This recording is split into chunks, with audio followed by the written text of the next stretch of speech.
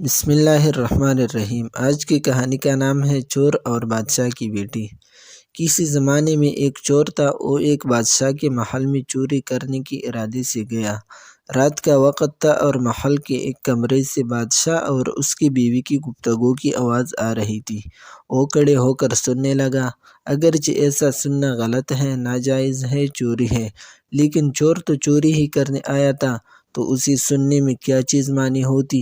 آخر وہ چور ہی تو تھا۔ اس چور نے سنا کہ بادشاہ اپنی بیوی سے کہہ رہا ہے کہ میں اپنی بیٹی کی شادی ایسے آدمی سے کروں گا جو نہایت متقی و پرہیزگار ہو، بہت اللہ والا ہو۔ جب چور یہ بات سن رہا تھا تو اس کے دل میں خیال آیا کہ کیوں نہ میں کچھ ایسا بن کر کے دکھاؤں کہ بادشاہ میرے ہی ساتھ شہزادی کی شادی کر دے۔ دل میں ایک حیرت پیدا ہو گئی۔ اب چوری کرنا تو بھول گیا، لیکن دھوکہ دینے پر اتر آیا اور گھر جا کر بہت دیر تک سوچنے لگا کہ کس طرح میں اس بات میں کامیاب ہو سکتا ہوں۔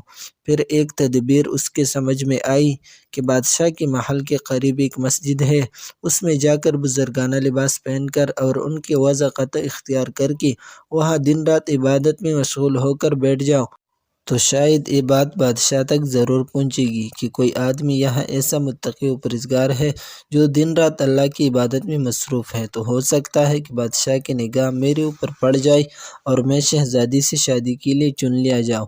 یہ اس چور کا ایک نہایت حقیر اور ذلیل دنیاوی مقصد تھا جس کے لیے اس نے یہ ارادہ کیا۔ پھر اس نے اپنے پروگرام کے مطابق بزرگانہ لباس و پوشاک وضع قطع اختیار کر کے اس مسجد میں جا کر نمازوں پر نمازیں، ذکر و تلاوت، مراقبت سب شروع کر لیا۔ دن گزرتے رہے اور لوگوں میں شہرت ہوتی گئی کہ کوئی اللہ والے بہت بڑے ولی یہاں آ گئے ہیں جو دن رات عبادت کرتے ہیں۔ یہاں تک کہ یہ بات بادشاہ تک پہنچ گئی کہ یہاں کوئی اللہ والے آ کر بیٹھے ہیں۔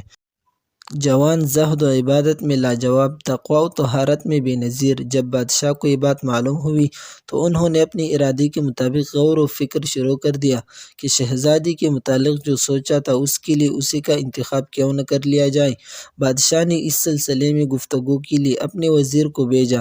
وزیر اس شخص کے پاس مسجد پہنچا اور باادب ہو کر اس سے کہا کہ میں آپ کی خدمت عالیہ میں بادشاہ کی طرف سے ایک پیغام لے کر آیا ہوں۔ اس نے پوچھا کہ کیا پیغام ہے؟ وزیر نے بتایا کہ بادشاہ نے کئی سال پہلے یہ فیصلہ کر لیا تھا کہ وہ اپنی بیٹی کا نکاح ایک ایسے شخص سے کرے گی جو بڑا متقی و پرہیزگار ہو، اللہ والا ہو، اور اس کی تلاش میں تھی۔ ان جو نظر گئی تو نظری انتخاب آپ پر آ کر رک گئی ہے، لہٰذا بادشاہ نے مجھے بھیجا ہے کہ اس سلسلے میں آپ سے گفتگو کروں۔ یہ شخص جو دراصل اسی تمنا و آرزو میں یہاں آ کر بیٹھا تھا، بہت دیر تک وزیر کی گفتگو سنتا رہا۔ اس کے بعد اس کی آنکھوں سے آنسو جاری ہو گئی۔ وزیر نے پوچھا کہ کیا بات ہے؟ تو کہنے لگا کہ آج جو پیغام لے کر آپ آئے ہیں یہ پیغام مجھے منظور نہیں ہے۔ وزیر نے کہا کہ کیوں منظور نہیں؟ اس شخص نے کہا کہ دیکھیے، میں صاف صاف بات آپ کو بتاتا ہوں کہ میں اصل میں ایک چور تھا اور ایک مرتبہ بادشاہ کے محل میں چوری کے ارادے سے گیا تھا۔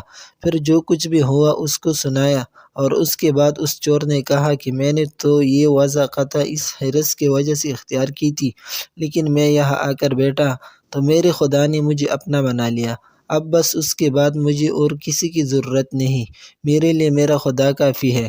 بے شک جب عبادت عبادت ہو جائے، نماز نماز ہو جائے، ذکر ذکر ہو جائے اور ہماری دیگر عبادتیں واقعی عبادتیں ہو جائیں، تو بے شک یہ نماز اور عبادت انسان کو برائیوں سے روکتی ہیں۔